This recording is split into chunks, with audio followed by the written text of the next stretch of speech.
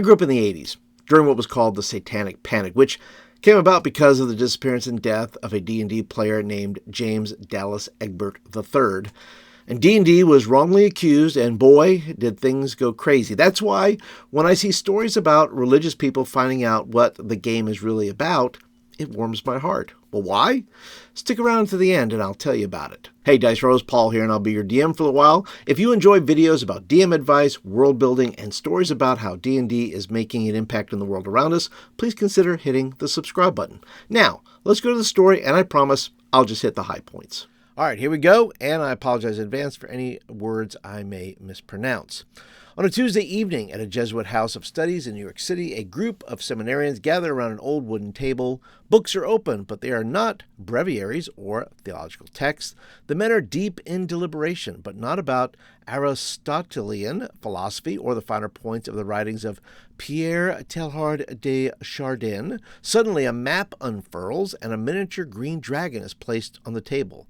The men are all playing Dungeons & Dragons. They have decided to have their characters challenge the young dragon in its lair. Dice clatter on the table as everyone rolls for initiative to decide the battle order. Then the battle starts. So there we have it. We are starting right off with a bunch of seminarians playing the game. So let's go ahead and jump down here to the paragraph that really kind of jumps into kind of maybe the why behind it. And the author goes through a little bit of what I talked about at the beginning, a little bit more in depth, but I want to get to the heart of the article here. It says, how remarkable then, talking about after the Satanic Panic and how religious people hated the game and so forth, it says, how remarkable, he says then, to discover that D&D has not only survived but thrived in communities that once viewed it with suspicion and shunned it. During my visits to formation houses for both the Dominicans and the Congregation of the Holy Cross, I also witnessed how the game has become a beloved activity among men preparing for religious life. For almost 6 years, I had the pleasure of playing D&D with men in formation at Bellarmine House, a Jesuit house of studies in St. Louis, shares Stephen A. Showing, S.J., the former rector or superior of that house and the current associates of the central and southern province of the Jesuits. Playing this game with them has made a real treat for me amid the busyness of running the formation group and teaching at the university. In Father Schoenig's experience, the game offers something increasingly rare in our digital age, genuine human connection.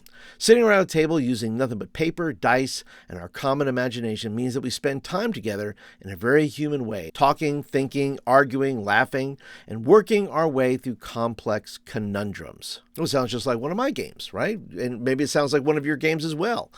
That's what the game's about. It's about gathering around the table, whether it's online or in person. And you know what? Just trying to figure things out together. Isn't that what life's kind of like a little bit? You gather around with your friends and you're trying to figure out what life's all about. I think the table emulates that pretty well. Playing D&D can reveal dimensions of character that might otherwise remain hidden in the structured environment of houses for religious formation. Father Schoening notes this benefit explicitly.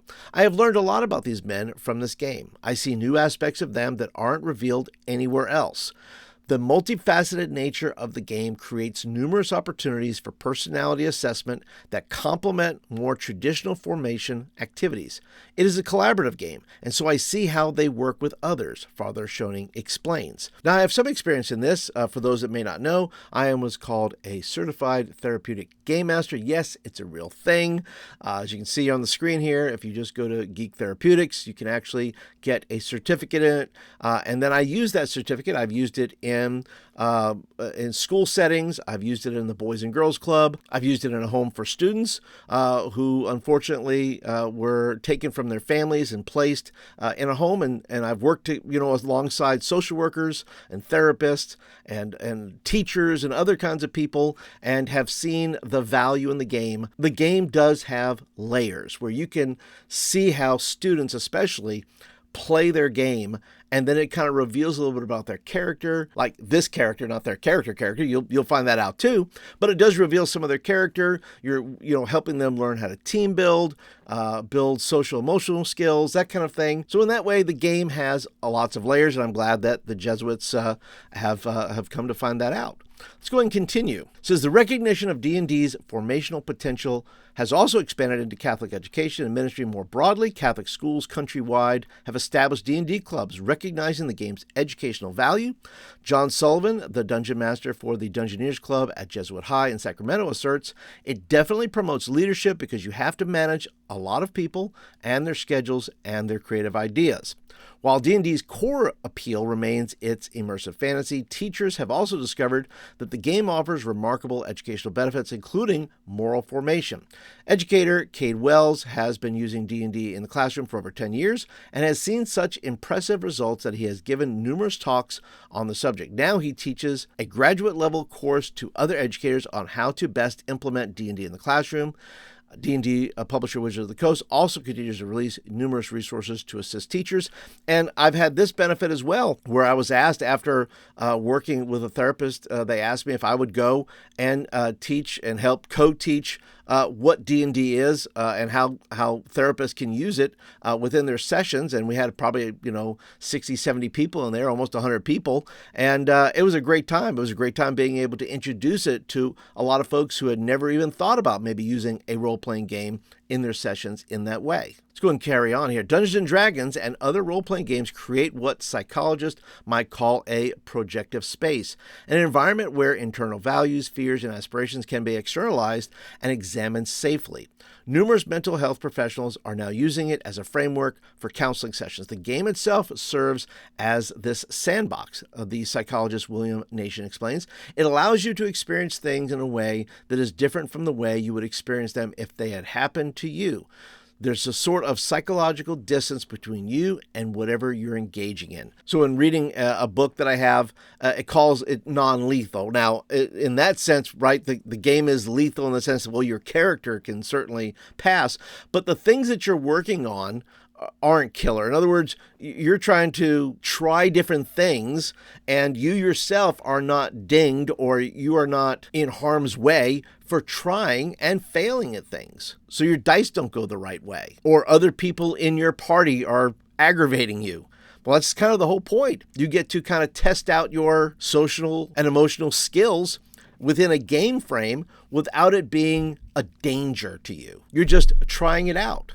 And from what I have seen, I find that students that have played and have gone through the experience, I did a 7-week session with a bunch of students from a school, and, there were teachers giving feedback about, what is this kid doing? What is he involved in the afternoon? His whole attitude has changed. So there is some transference there that the things that you're playing in can help sharpen your relational skills, your leadership skills, when you're away from the table. Now, let's go ahead and get to the part where, why does this warm my heart? Now, for those of you that have been longtime subscribers here to the channel, this might be breaking news to you, but I have been a pastor for 35 years. That's right, 35 years, particularly working with students in the local church. And so when I hear about religious groups adopting this, where it's not adopted widely still, there are people who still have questions, there are people who still are concerned about it, and I understand that, I do. But when I see other groups starting, and by the way, even in my own community, I've had many conversations with other youth pastors who are currently playing it or want to play it. I also run the One Ring for a pastor and some of his students just so he can find a way to bond with them. So it's funny how things come around. So yeah, I made it through the Satanic Panic because I already knew what the game was about.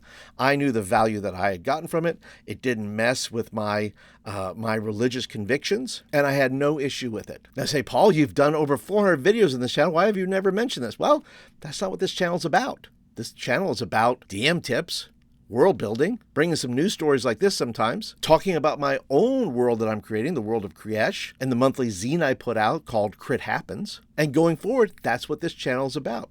The game is not a method for me to proselytize or to preach. The game is the game, and everybody's welcome at the table. I've had plenty of different people who did not share my convictions at the table, and yet we still had a good time. And listen, if you're a youth pastor that happens to be watching this, and you're interested in my other channel, which is all about equipping and training youth workers, well, I'll put a link down below in the description if you're interested in that. But hey, I'd like to hear from you. Maybe you have a background of faith and you've had some experience with this. And listen, leave some comments down below. Let me know what you think about this story and maybe about your own personal experience if you're a person of faith and the time that you played D&D. I'd love to hear from you. And if you'd like to watch some other videos, by the way, if you'd like to know a little bit about my little world of Kriesh, I'll put that over here. If you'd like some more DM tips, you can find those over here. But hey, I appreciate you guys watching today. Be sure to go and click the thumbs up button. It tells me you like the video and you want more of them.